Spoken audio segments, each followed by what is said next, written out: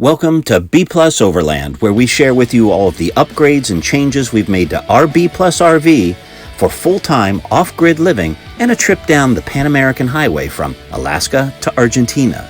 Ours is a 2021 LTV Wonder rear twin bed. That's the B Plus in the back, and it's built upon a 2020 Ford Transit 350 HD cutaway van with rear dully wheels.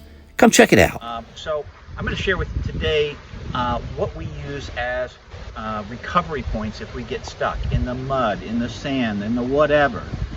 What are we going to attach to if somebody's got a winch or they've got a tow strap or a snap strap to pull us out? So I was really surprised when we took delivery of this to find no real usable attachment points on the front of this. What there are way back underneath the front end near the tires are what I would call tie-down points for transportation. They're little eye tabs. You could run a strap or a chain underneath attached to them, but if you're in deep mud or sand, they'd be really difficult to get to. And then if you put any tension, which you're going to have to, on those, you'd do significant damage to the underside of the body. This would all get ripped up. There is an intercooler down there that cools the air. It's like a mini radiator for the turbo boosters. It's just unusable. So there were no recovery points to be had. And we weren't going to take this trip and live this style off-road without it. So we needed to go aftermarket. Okay, at first I started thinking we would do a full bumper. I had a hard time finding one that was going to definitely fit the new model year. The 2020 was a new model year for the Ford Transit. Everybody had them for the 2019 and before, and plus, even being aluminum, they were going to be heavy. So I wanted to keep the weight down. I knew we were going to be at max, close to max weight all the time. I settled on a Baja bumper from a well-known company. I had a Baja bar and a partial bumper. I made of aluminum and attachment points for bow shackles for recovery points. Perfect. Started installing it. The company said it would fit. Unfortunately, after I had the angle grinder and cut off internal pieces, it turns out it didn't fit, and I had to send it back. So I was in a real bind. I reached out to the guys at Band Compass, who had helped us with suspension and lift and things like that, and they had the purest form of what we needed was a front receiver, and a really robust front receiver. So I'm going to share with you the installation pictures that I took when I had the front end off. Basically, what this is the frame that the entire vehicle is built on extend out to just inside of here, and there was a small factory piece there that I cut off with an angle grinder, and it was just formed sheet metal. It wasn't super strong. And then there are two frame struts that were not directly attached that are down here. And what you're going to see in the pictures is 4 bolts to the main frame, 4 bolts to the strut, and the same over here, all joined to one big plate. And what that did is it really stabilized the frame of the vehicle. And we've had a couple of times where we've exited something crooked at an angle, and we've had the one tire touching and one tire maybe 2 feet in the air, and I'm really not worried about torquing the front end of the frame because this has been added. So that was a bonus. And then what we ended up with here is we took the stock license plate holder off, so we kind of have this ugly spot that we haven't dealt with yet. And this is our receiver right here. So aftermarket, I bought the most robust insert for the receiver, not a hollow one. This is a milled aluminum piece, as strong as I could get. And then I got the biggest shackle, and this is a load rated shackle. We have a maximum gross weight rating of 11,000 pounds, which is 5.5 tons. This is rated at 4 3/4 pounds. We're not actually lifting the vehicle, we're just pulling it. So I wasn't able to get any bigger tackle than that, and I feel really good about those ratings. So I can pin this for a straight pull. I put it in as deep as I can, pin it. I can put on a recovery strap or a chain right here. I'll get into that gear in another video. If I had to, and I needed to align with a pull angle that was not straight on, I think as robust as this is and this is, I'd be happy with anywhere up to a 15 or a 20 degree pull for a little bit and not feel like I'm going to damage or bend anything, or not be safe. So that's what we ended up with the front end. So far, the only thing we've used it to do is pull down trees off of old fire roads up in the hills and mountains of Montana, but hopefully that's all we ever have to use it for. Next, I'm going to switch over to the rear.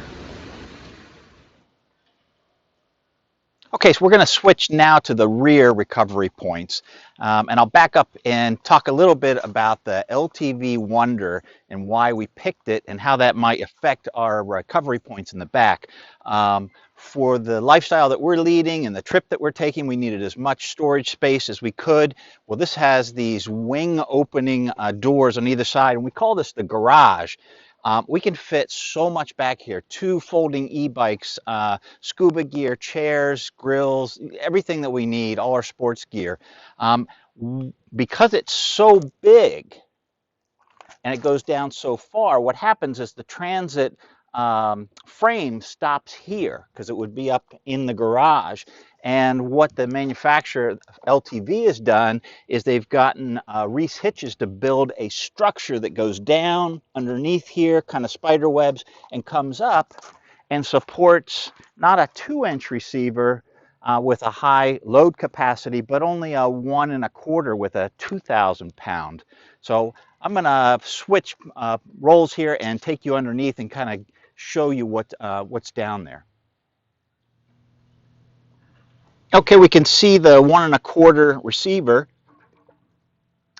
and then some of the framing that goes up and around our garage. Let me get a little better angle here. Goes up and down the backside, and the only connection to the frame is on the underside of our garage, and then that goes up and meets the frame about here. And what Reese has done is they've put these larger eyes recovery points on either side, and then we've got the receiver here. So that's what we're working with in terms of creating attachment points that are useful when we're really stuck. Okay, before I go any further with rear recovery points, I want to tell you a little bit about this plate. It's a skid plate. It is modeled after what you could buy aftermarket for a 2-inch receiver, but since I have a 1 1/4, I couldn't find anybody that was making these, so I had one fabricated locally. Its purpose is to stick out farther than anything on the back, so if we hit a wall, boom, we hit this, not the trailer. If we're coming off of a ferry or going up a really steep incline and the tail wants to drag, then it's going to drag here. Or if we back into a berm, it's going to hit here and kind of lift the front end. So really protects the back end. Much better if you're not on hard pavement than some of the other solutions, like some dolly wheels that people put on, which are great for hard surfaces, but when you're boondocking, you're in the sand, the mud, loose gravel, they really don't help. So having a large surface area like this is great. What I did is I bought a receiver for a ball hitch. I took it to a local welder. They cut this part off and used the insert, and then I gave them drawings and they welded this up to my specs, and we've got a number of scrapes under here and it's worked pretty well. No scrapes here. I'll include in this video right after this the drawings that I have, and if you are interested in having one made, you'll have the information. So getting back to recovery points, you saw the 2 eyes underneath here. If I can access them, I can use this strap. This is a lifting strap, 30,000 pound braking strength. And I've got 2 of those 4 3/4 ton shackles. So I can shackle this directly to the eye there and over there. And then using a Dyneema soft shackle, I believe, I forgot the rating on this, I think it's 24,000. So it's plenty strong. And that allows us to attach to a chain or to another strap or a snap strap. and get pulled out. It also allows us to get pulled out from a slightly different angle because this will slide and readjust and tension both of these equally. So I'll be pulling on the frame fairly equally on both sides, which is what we always would like. Now, if this was a super extreme angle and I thought it was going to, we were pulling from this way and I might do some damage, I might not want to go that way. I might want to do it a little more gingerly. So I take this out. Now I'm limited to 2,000 pounds. So I have this insert. This is a 2-ton, a 4,000-pound insert. It's machined aluminum and a 2-ton shackle, rated shackle. So I can insert this in place of this, and then I can attach to a strap. I can run a Dyneema shackle. Because of the limitations and the strength of the framing under there, I would never really want to pull at an angle. I'd want to pull slowly. I wouldn't want to use a snap strap. I'd definitely have it in reverse and be helping whatever vehicle's trying to get us out. Okay, that's it for recovery points on RB Plus. I'm not an expert. I read the forums. I talk to people in the aftermarket. I think through situations we might get into and how we might get out of them safely and without damaging stuff. And this is what I've come up with, and so far it's worked pretty well. Well, if you'd like more information on how we upgraded our B Plus for overlanding, visit our other videos at B Plus Overland.